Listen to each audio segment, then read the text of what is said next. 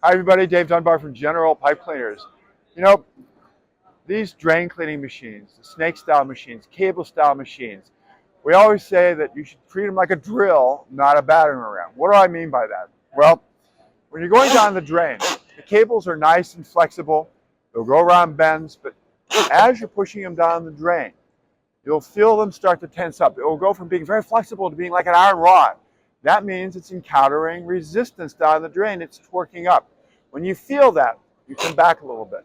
And then let the rotation go slowly forward and back until you eat your way through the obstruction. Then go on to the next obstruction. But don't treat it like a battering ram. It's not the forward momentum that will eat its way through the obstruction most effectively. It's the rotation of the cable. So when you're showing somebody how to use this, drill, not battering ram. Drill, not hammer. Have your hands on the cable lightly, don't wrap them all the way around, and feel when it starts to torque up, bring it back.